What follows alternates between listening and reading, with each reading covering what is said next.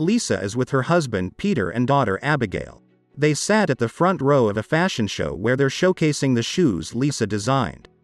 When the show comes to an end, Abigail excuses herself to leave while her mother actively participates in the backstage area, greeting all the participants.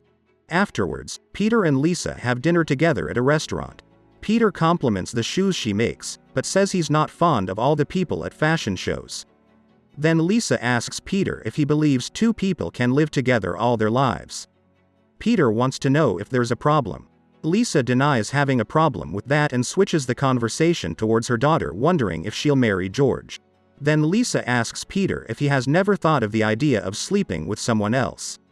Now Peter is starting to feel something isn't right with these kinds of questions. But Peter promises he's not thinking about doing that. To which Lisa replies it's a choice, not a promise. You meet someone, you fall in love, you have the opportunity and make a choice. Peter says he chose her. And Lisa reassures him by saying she loves him or else she'd be gone. The next day Lisa gets herself ready to leave for work. But the days have passed and she hasn't come around. So Peter is already grabbing Lisa's clothes and telling Abigail to take them away. Abigail grabs a note from a heel and tells him that her mother asked her to put it there for him. Peter opens the piece of paper which reads Lake Como. Then Peter hears her wife's phone ringing. When he picks it up, he listens to the voice message from a man who says he's aware of being wrong for calling her, but also how much he wanted to hear her voice. This only brings confusion to Peter, making him unable to sleep. So he turns Lisa's laptop and starts to dig through her folders. He finds one titled, Love, but it has a password he's unable to figure out. However, an email has just arrived in Lisa's inbox. When Peter opens it, he reads that this message comes from a man named Ralph, and he's basically remembering how his relationship with Lisa used to be because he wants to return to that. Peter is furious. He visits Lisa's working place and finds her coworker named Ralph. Peter demands to know what's happening between him and his wife, but everyone there makes it abundantly clear that they never had anything romantic. However, they do point out that Lisa might have known someone in the past with that name. So Peter decides to come back home and reply to that email.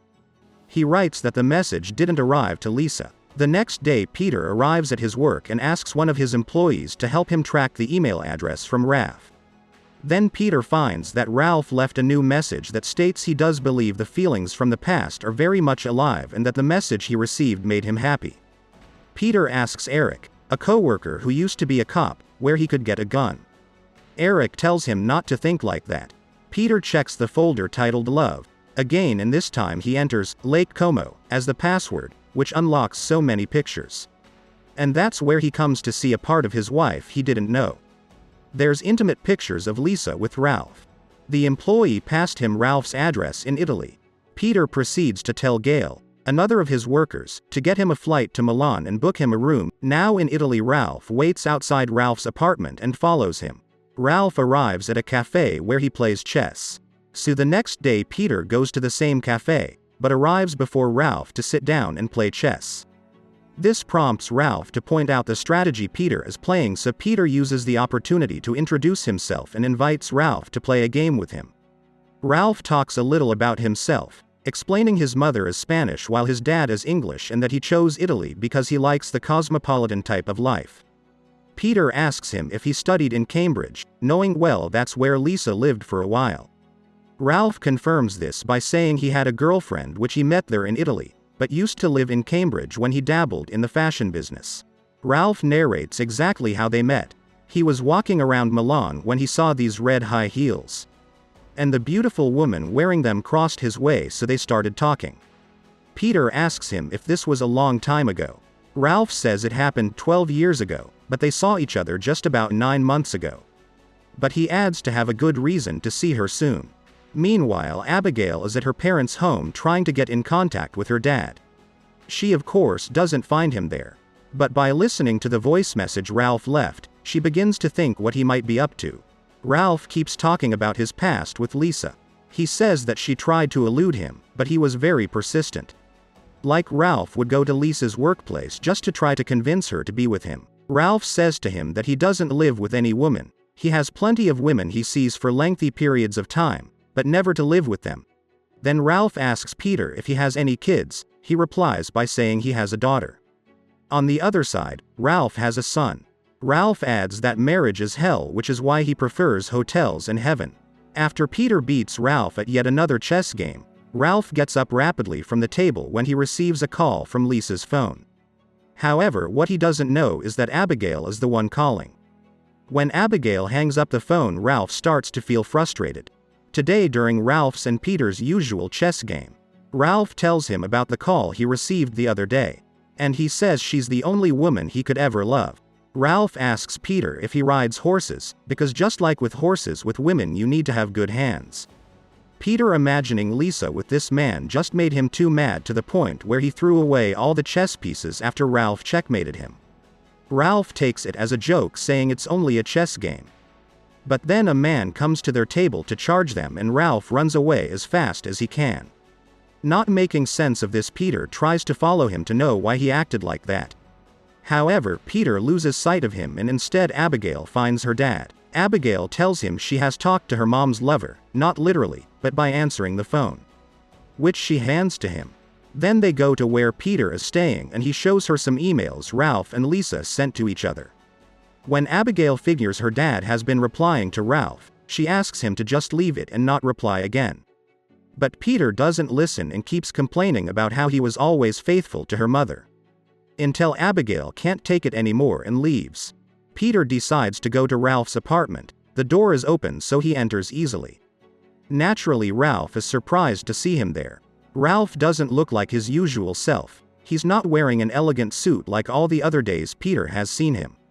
And to try to cover up for this, Ralph says he's just taking care of the house tortoise, hence his appearance. Peter doesn't care about this. All his mind can think is to kill him. He's holding a hammer, but Ralph places a little tortoise in Peter's hand, suddenly changing his impulsive plan, making him leave the place. Before leaving for the airport, Abigail confronts her dad about the wrong he's thinking of doing and asks him to understand that she's gone and not exactly with that man. Peter, instead of listening to her advice, writes an email to Ralph passing by as Lisa to arrange a meeting this weekend in their usual hotel at Lake Como. Ralph calls Peter to have lunch tomorrow and discuss with him a little problem he's having. Due to the nature of Ralph's work as a janitor in an apartment building, he has access to all the keys to the apartments. So to keep pretending he's wealthy, he grabs one of the keys to a nice apartment. When Peter arrives, Ralph invites him in and begins to rattle about his dilemma with the invitation he received from Lisa, because essentially he wants to go there and then throw her a party in London, but is short on funds. Peter offers to foot the bill. The big day has arrived. Ralph is at the hotel. He checks his reservation and they tell him that his guest is already there. But of course, the person who's sitting there waiting for him, it's not Lisa. Peter tells Ralph Lisa is dead. He also confesses she was his wife. Then Peter addresses the situation with the emails Ralph received. Ralph asks him what she died of. Peter replies it was cancer. Lisa didn't tell him about her illness until it was too late. All because of her vanity. She cared too much about her looks, which made her even refuse surgery. However, Ralph thinks it wasn't vanity, but rather part of her perfectionism and how she expected it to just go away. We get a flashback from Lisa's last moments with Peter. She says how happy she's been, but Peter asks her, where was she happiest, and hands her a paper and a pencil to write it down. But then Peter changes his mind and asks her to write down somewhere they have never been to take her there. She simply says that he can take her anywhere. Ralph now wants to know how Peter found out about him. Peter tells him about his file called Love Lisa had on her computer. Ralph admits that he pretends to be better than he really is, particularly financially. Ralph says that Lisa knew everything about him and even paid his debts. She loved him in spite of it. Peter had enough. He left not just the restaurant, but Italy. Back at home, he decides to take a train to London and calls Abigail from Lisa's phone to ask her if she could come. Peter finds himself in this gathering Ralph planned.